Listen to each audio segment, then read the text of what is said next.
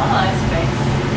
Esses dias eu tava conversando com uma amiga que tem um familiar que tem um diagnóstico de transtorno bipolar. E ela tava me contando a dificuldade que ela tá tendo de tentar fazer com que essa familiar dela tenha entendimento sobre a doença em si.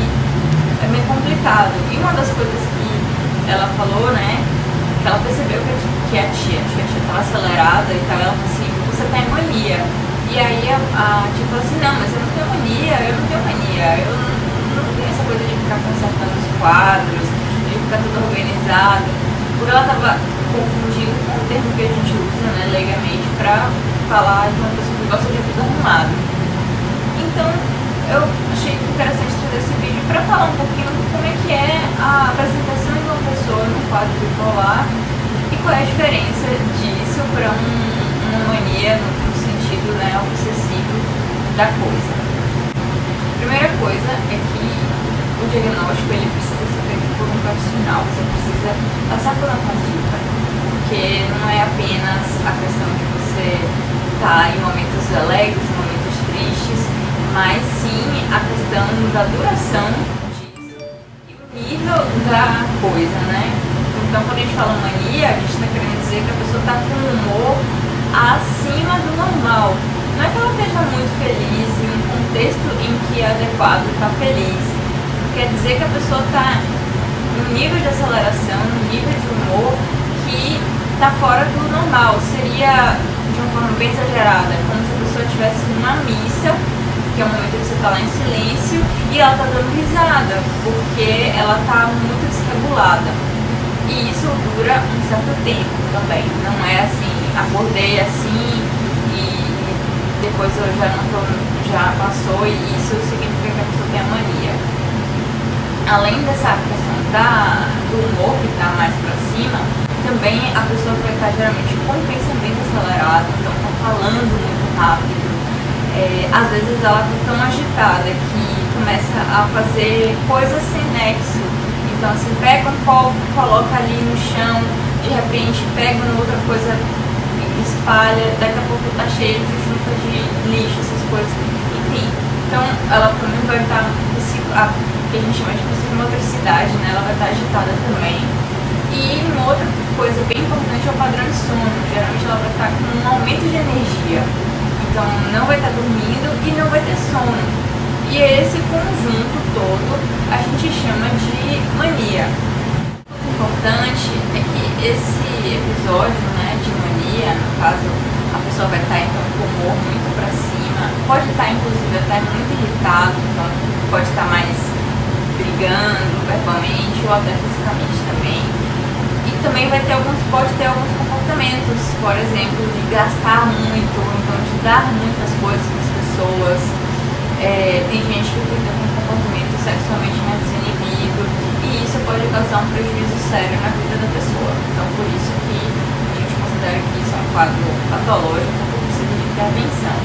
Geralmente, com a parte medicamentosa.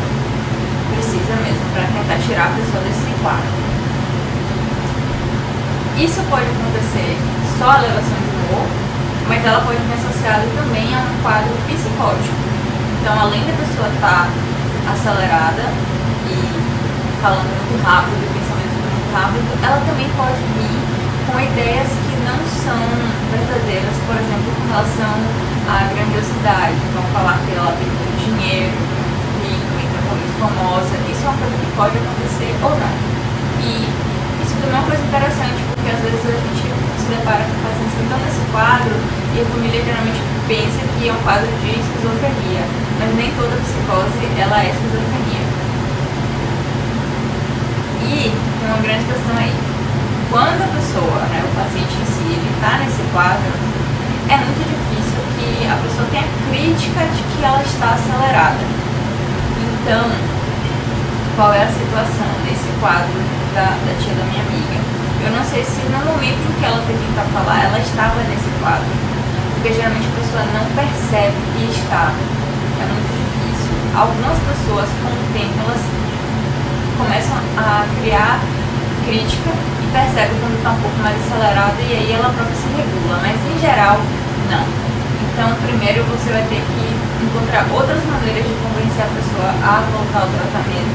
E à medida em que ela for desacelerando, aí entra bem o trabalho da equipe multidisciplinar para fazer com que ela tenha crítica sobre o quadro, porque isso é uma parte bem importante.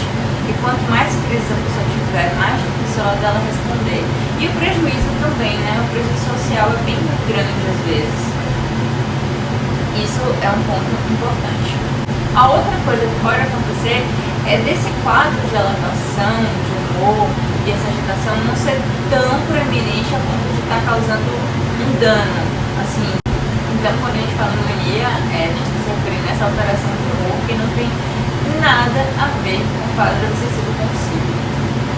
A gente poderia até tentar substituir, né, para não ficar ocorrendo esse conflito de nomenclatura, mas o quadro de mania, cientificamente falando, está se referindo a essa questão de transtorno de humor. Agora, tem uma outra questão, né? Nem sempre os quadros de mania, eles vão causar esse dano desse tamanho, né? De você causar dívidas, de você ter algum prejuízo. De repente a pessoa está um pouco mais elevada, um pouco mais acelerada do que o habitual. Dormindo menos, a gente chama isso de hipomania. É um diagnóstico um pouco mais difícil de fazer, porque vai depender muito do acompanhamento longitudinal, né? Você acompanha a pessoa aquele tempo todo, então você sabe como é que ela é de verdade. E geralmente os familiares eles também vão perceber. Por isso que é muito importante que a pessoa, né, fixe com um psiquiatra. Não estou dizendo que, se você começou com um e não gostou, você tem que continuar com ele, mas tentar pelo menos ficar com um, porque às vezes só nesse acompanhamento você vai perceber. Já aconteceu algumas vezes, assim, eu acompanhei um senhor numa época que ele estava com um transtorno depressivo. Porém, quando a gente subiu a medicação, ele chegou no consultório muito acelerado, falando muito. E ele não era assim, ele era uma pessoa muito calma. E aí quando eu fui conversar com a esposa também falou que ele não era daquele jeito. E aí a gente pegou, levantou suspeita de ser um transtorno bipolar do tipo 2. E de fato, quando a gente introduziu estabilidade de humor, ele melhorou bastante. Então, esse acompanhamento ele é bem minucioso, sabe? Mas, enfim, espero que tenha tirado dúvida, né? Pelo menos dessa questão de mania, o que se trata. E é isso.